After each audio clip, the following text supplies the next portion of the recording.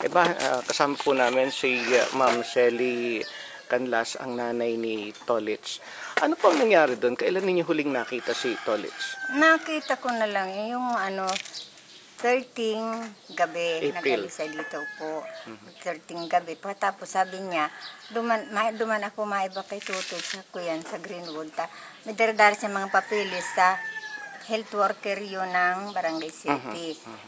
Tatapusin ko nga ni Mama, kaya darahong ko. Pag abot duman sa Greenwood, inatod lang si Elias.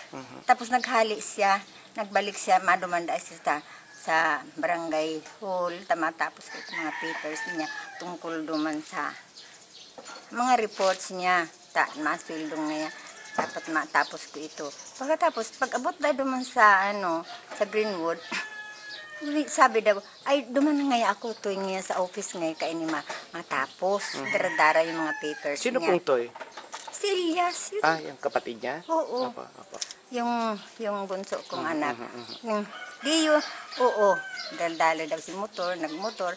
Tapos nag-alis. Mabalik lang nga ako, madali lang. Pero nagbalik daw siya 4 o'clock na garoning agang 1. May 1. Di May 1. Nagbalik siya mga 4 o'clock. May grocery na, may tigbakal ng almusal. Nagkain sila. Tapos pagkakain, nagbulos na. Tama, laog niya sa trabaho. Yun lang ang last namin. May 1 ng alas 4 ng... Anong oras po ng Alas 4 ng madaling araw. Nagkuli.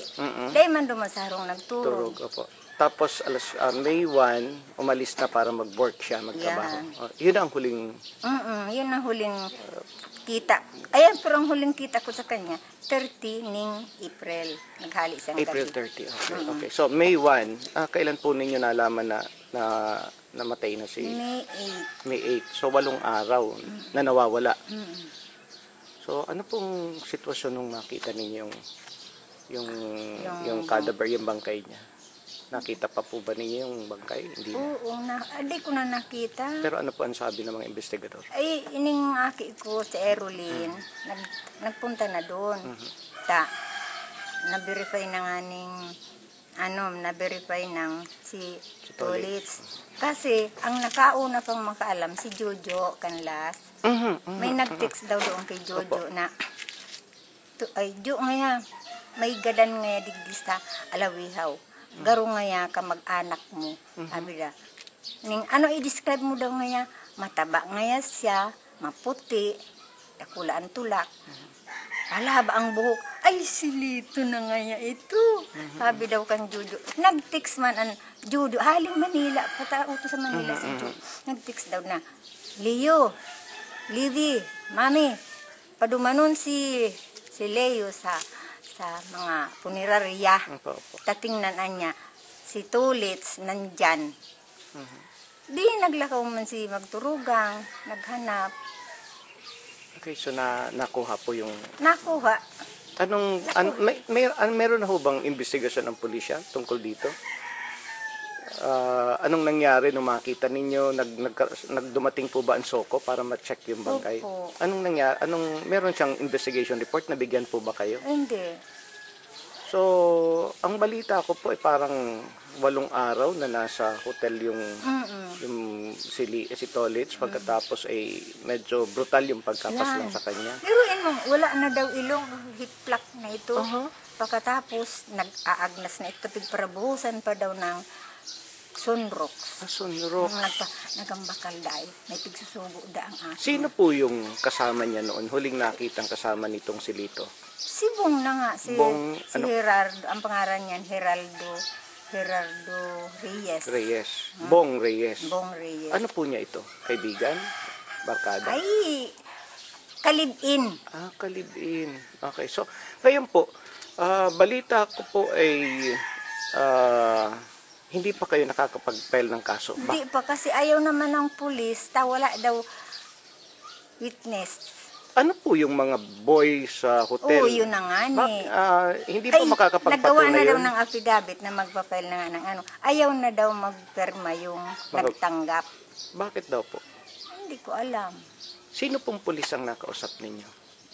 Si Ato na, hindi ko kilala. Hindi mo po man ako kilala. napunta Hindi dyan. ka po napunta. Nanghihina nga na ako. Pero So ilang araw na po, naramdaman petsa ako. 8, nailibing ninyo po kailan si 12. 12. Ngayon ay petsa 20 na. Until na wala pang... Wala.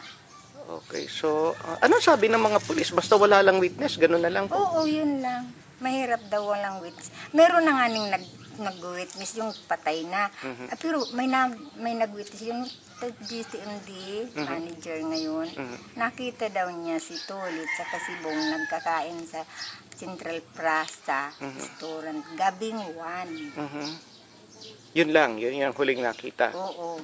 Pero yung mga boy sa hotel, Oo, bakit hindi sila ang makapag-file? Yung nagtanggap. Sino po ang officer on case? Ibig sabihin yung investigador dito sa kaso. Kilala po ninyo? Yung police na naghahawak ng kaso. Hindi ko kilala, pero yung anak ko kilala. So far, ang sabi po sa inyo, wala pang kaso. Opo, hindi pa kami pwedeng mag-file ng demanda at wala pang witness. Okay.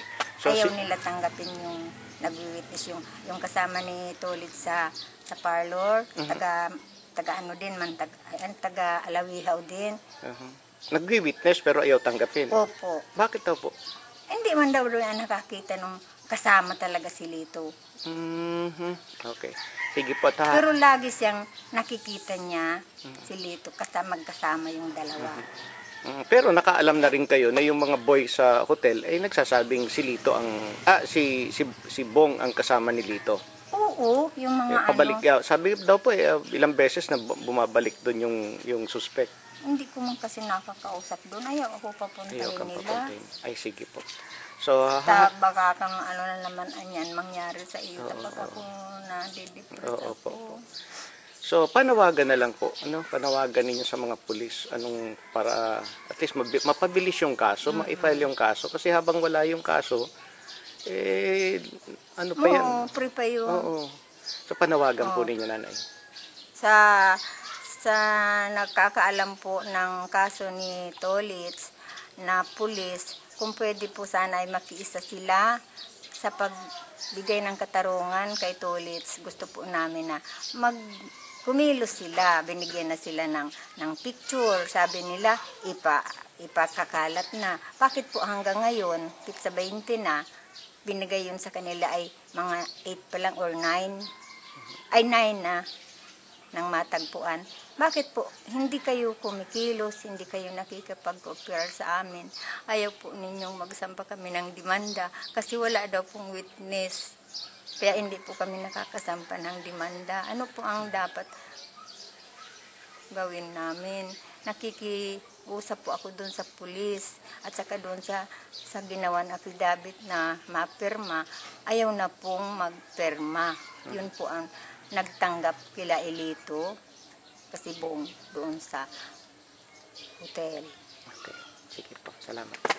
Ay, kung pwede po, panawagan din sa mga nakakita, yung huling nakakitang magkasama yung dalawa, panawagan po ninyo. Doon naman po sa nakakitang buhay pa si Lito, nakasama ni Bong, pwede po na makiisa kayo sa amin para matukoy talaga po ang tamang paraan kung paano siya mahuhuli. Nakikiusap po ako doon sa mga huling nakakita kay Tulis na May 1, sana po makiisa kayo, wag po kayong matakot sapagkat katarungan lang po ang hinihingi namin. Sige po, Ma'am Nay, salamat po.